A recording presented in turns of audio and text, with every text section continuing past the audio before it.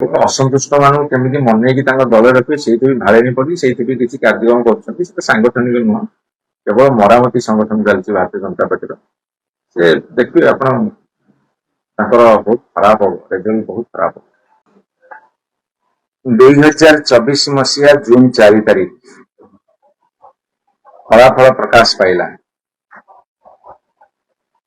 ଭାରତୀୟ ଜନତା ପାର୍ଟି ସରକାର ଗଢିବା ପାଇଁ ଜନାଦେଶ ପାଇଲା। ଏହା ସେମାନଙ୍କୁ ମଧ୍ୟ ଆଶ୍ଚର୍ଯ୍ୟ କରିଥିଲା। ସେମାନେ ମଧ୍ୟ କୁହାକୁହି ହେଲେ ଏ ଫଳାଫଳ ହେଉଛି ଅପ୍ରତ୍ୟାଶିତ।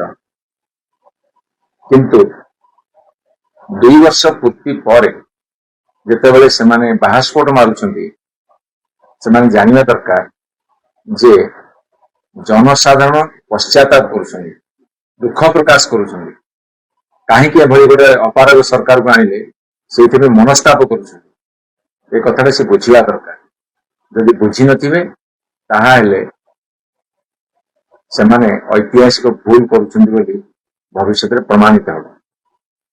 ଏବଂ ଯୋଉ କଥା କହିଲେ ଯେ 15 ବର୍ଷର ବିଜେଡି ଏକାକୀ ସରକାର, ଯାହା ହଉ 24 ବର୍ଷ ଯୋଉ ନାରା ଦଉଥିଲେ, ଧାରା ଲାଗିଥିଲା, ସେଥିରେ ସେ ବର୍ତ୍ତମାନ ପ୍ରଥମେ ବ୍ରେକ୍ ଦେଲେ ଯେ 2000 ରୁ 2009 ମସିହା ପର୍ଯ୍ୟନ୍ତ ସିଏ ବିଜୁ ଜନତା ଦଳ ସେଥିରେ ସହଭାଗିତାରେ ଥିଲେ। 2 ବର୍ଷ ପରେ ଚୈତନ୍ୟ ଉଦୟ ହେଲା, 24 ବର୍ଷକୁ 15 ବର୍ଷକୁ ଆଣିଲେ। ଏବଂ ଆଉ ଗୋଟେ କଥା କହିଲେ, ସେ ରିପୋର୍ଟ କାର୍ଡ ବୁଲି ବୁଲି ଜନସାଧାରଣଙ୍କୁ ଦେବେ। ସେ ଜାଣିନାହାନ୍ତି ଜନସାଧାରଣ ତାଙ୍କ ରିପୋର୍ଟ କାର୍ଡ ତିଆରି କରିସାରିଲେଣି। ଭାରତୀୟ ଜନତା ପାର୍ଟି ସରକାର ଓଡିଶା ରିପୋର୍ଟ କାର୍ଡ ଯୋଉ ତିଆରି କରୁଛନ୍ତି ବାଣ୍ଟିବେ, କିନ୍ତୁ ଜନସାଧାରଣ ତାଙ୍କ ରିପୋର୍ଟ କାର୍ଡ ତିଆରି କରିସାରିଲେଣି ଯେ ଭାରତୀୟ ଜନତା ପାର୍ଟି ସରକାର କେତେ ଦୁର୍ବଳ, କେତେ ଅପାରଗ ଏବଂ କେମିତି କାମ ନ କରନ୍ତି, ଏ କଥା ଉପରେ ଗୋଟେ ଭଲ ରିପୋର୍ଟ ଜନସାଧାରଣ ଦେଇଛନ୍ତି। ଏବଂ ସେମାନେ କହୁଛନ୍ତି ଆମ ପ୍ରଗତି ଆଉ ଉନ୍ନତି ଦେଖିକି ବିରୋଧୀ ମାନେ ଚୁପ୍ ରହିଛନ୍ତି। ବିରୋଧୀ ମାନଙ୍କୁ ଚୁପ୍ କରିବାର ତୁମେମାନେ ପ୍ରୟାସ କରୁଛ। ତମେମାନେ ଭାବୁଛ ଯେ ବିରୋଧୀଙ୍କୁ ଆମେ ଚୁପ୍ କରିଦେବୁ ଅନ୍ୟ ଉପାୟରେ, ଯୋଉ ଉପାୟରେ ବିଭିନ୍ନ ରାଜ୍ୟରେ ବିଭିନ୍ନ ଜାଗାରେ ବା ଦେଶରେ ଚୁପ୍ କରିବାର ଉଦ୍ୟମ କରୁଛ, ତମେ ସେଇ ଢାଞ୍ଚା ଯୋଗୁଁ କହୁଛ, ସେଇ ଯୋଗୁଁ କହୁଛ। ଏବଂ ଆପଣ କହୁଛନ୍ତି ପ୍ରଗତି କି ଗତି ମିଳିଛି। ପ୍ରଗତି ଗତି ମିଳିନି, ପ୍ରଗତି ବର୍ତ୍ତମାନ ଅଧୋଗତି ମିଳିଛି। ଆପଣ କହୁଛନ୍ତି ପ୍ରଗତି ଗତି ମିଳିଛି, ଆମେ ଆପଣଙ୍କୁ କହୁଛୁ ପ୍ରଗତି କି ଅଧୋଗତି ମିଳିଛି ଏ 2 ବର୍ଷ ଭିତରେ। ଏବଂ ଆପଣ କହିଲେ ଦୀର୍ଘ ବର୍ଷ ସ୍ଥାନୁତାକୁ ଭାଙ୍ଗି ଗୋଟେ ସରକାର ଗଠନ କରାଯାଇଛି। ସ୍ଥାଣୁତ୍ୱ ଏବଂ ଏ ସରକାରର ଯୋଉ ଉତ୍ତରଦାୟିତ୍ୱ, ଏଇଟା ବର୍ତ୍ତମାନ ଇତିହାସ ପୃଷ୍ଠାରେ ଲୀନ ହେବାକୁ ବସିଛି। ମାନେ ସ୍ଥାନୁତ୍ୱରେ ତମେ ନମ୍ବର 1, ଉତ୍ତରଦାୟିତ୍ୱରେ ତମେ ପୁରା ନିଶ୍ଚିହ୍ନ କରିଦେଲ ଗୋଟେ ସରକାରର ଦାୟିତ୍ୱକୁ। ଏବଂ ଆପଣମାନେ କଣ କହିଥିଲେ, ସବକା ସାଥ ସବକା ବିକାଶ। ବିକାଶଟା ବର୍ତ୍ତମାନ ବିନାଶରେ ପରିଣତ ହେଇଛି। ସବକା ସାଥ ସବକା ବିଶ୍ୱାସ, ବିଶ୍ୱାସଟା ବର୍ତ୍ତମାନ ଅବିଶ୍ୱାସରେ ପରିଣତ ହେଇଛି। ଏବଂ ତୁମେ କହିଥିଲେ ସବକା ସାଥ ସବକା ପ୍ରୟାସ, ବର୍ତ୍ତମାନ ପ୍ରୟାସ ନାହିଁ, କେବଳ ଅପପ୍ରୟାସ ଜାରି ରହିଛି। ଯେନେ ତେଣେ ଉପାୟରେ ଆମେ ସରକାର ରହିବୁ।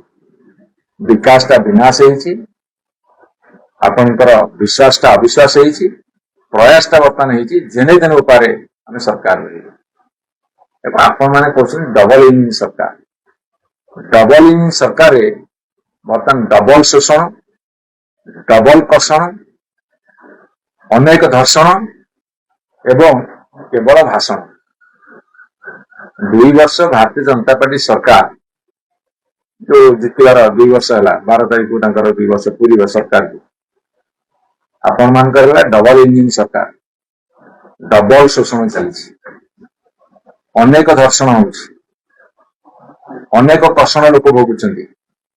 ଏବଂ ଆପଣମାନେ ଘଣ୍ଟା ଘଣ୍ଟା ଧରିକି ଦୀର୍ଘ ସମୟ କେବଳ ଭାଷଣରେ ବ୍ୟସ୍ତ। କଷଣ, ଶୋଷଣ, ଧର୍ଷଣ, ଭାଷଣର ସରକାର। ରିପୋର୍ଟ କାର୍ଡ ବହୁତ ଶୀଘ୍ର ଆସୁଛି, ଜନସାଧାରଣ ଦେବେ।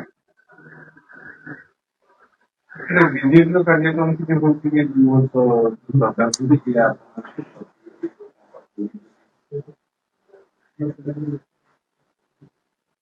ବିଜୁ ଜନତା ଦଳ ବର୍ତ୍ତମାନ ସମସ୍ତ ଜାଗାରେ ମହିଳା ମାନଙ୍କର ରାଲି ଚାଲିଛି ଏବଂ ବହୁତ ମହିଳା ଯୋଗ ଦେଉଛନ୍ତି।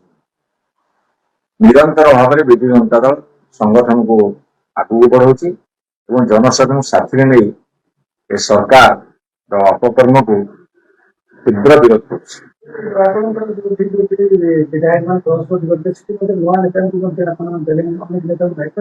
ସାଧାରଣ ଲୋକ ସବୁଠି ବାହାରି ଆସୁଛନ୍ତି।